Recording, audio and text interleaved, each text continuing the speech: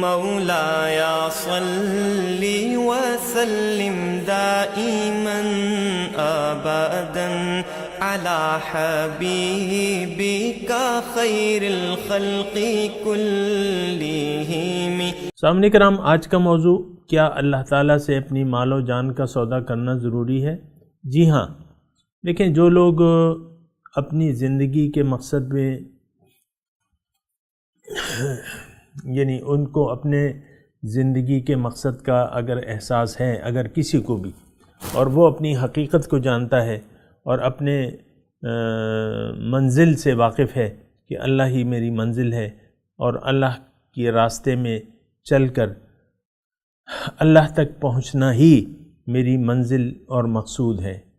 اب اللہ تعالیٰ تک پہنچنے کے لیے انسان کو جو اللہ تعالیٰ نے طریقہ بتایا ہے، وہ قرآن میں اللہ تعالیٰ نے بتایا ہے کہ اللہ تعالیٰ نے مومنوں سے ان کے مال و جان کا سودا کر لیا ہے۔ ان اللہ اشتری من المؤمنین انفسهم واموالهم بان لهم الجنہ، کہ اللہ تعالیٰ نے مومنوں سے ان کے مال و جان کا سودا کر لیا ہے، یعنی خرید لیا ہے، اور اس کے عوض ان کو جنت یعنی اپنی ملاقات کی نعمت سے نوازا ہے۔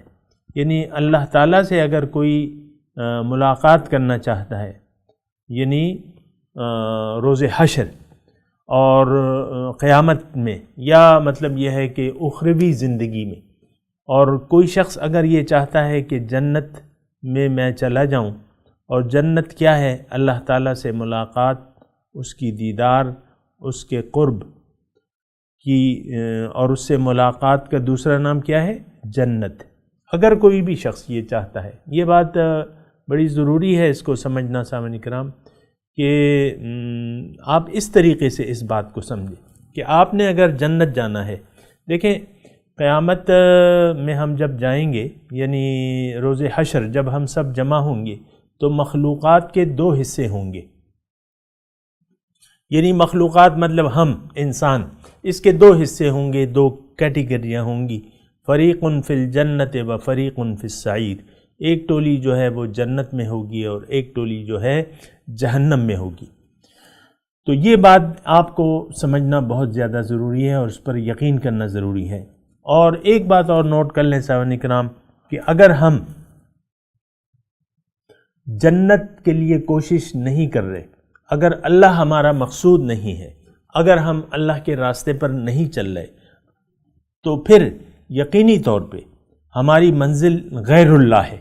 جو بھی غیر اللہ، جس نے بھی غیر اللہ کو اپنی منزل بنا لیا، اپنا مقصود و مطلوب و محبوب بنا لیا، جیسے کہ آج ہم نے دنیا کو اپنی منزل سمجھ کر دنیا کے لیے زندگی گزار رہے ہیں، ہماری تمام قوتیں اور صلاحیتیں دنیا کے لیے وقف ہیں، تو اس کا نتیجہ آخرت میں جہنم کے علاوہ کچھ بھی نہیں ہے۔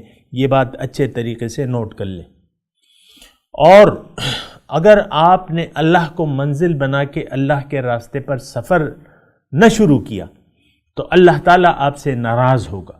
ہاں، اگر اللہ کو آپ نے منزل بنا لیا اور اللہ سے ملاقات کے دن پر یقین کر کے آپ نے زندگی گزارنا شروع کی، تو آپ کی منزل جو ہے پھر وہ جنت ہے۔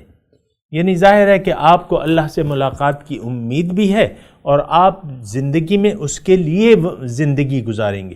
یعنی آپ کو اللہ تعالیٰ نے جو زندگی، جو قوتیں عطا فرمائی ہیں، وہ اللہ تعالیٰ کی ملاقات کے لیے اس کو آپ یعنی ملاقات کو سامنے رکھ کے آپ وہ تمام زندگی گزاریں گے۔ اس صورت میں اللہ تعالیٰ آپ سے راضی ہو جائے گا۔ آج کا جو ہمارا موضوع ہے وہ یہی ہے کہ جس شخص نے اللہ تعالیٰ سے ملاقات کرنی ہے، اس کے یعنی اللہ تعالیٰ کا دیدار کرنا ہے، اللہ تعالیٰ کی جنت میں اگر کسی نے جانا ہے، تو دنیا میں اس کو اپنے مال و جان کا سودا کرنا ہوگا، یعنی یہ بیچ ڈالنا ہوگا اللہ تعالیٰ پر۔ اس کی میں تفصیل انشاءاللہ اگلی نشست میں کروں گا۔ وآخر دعوانا الحمدللہ رب العالمین۔ مولایا صلی وسلم دائما ابدا على حبيبك خير الخلق كلهم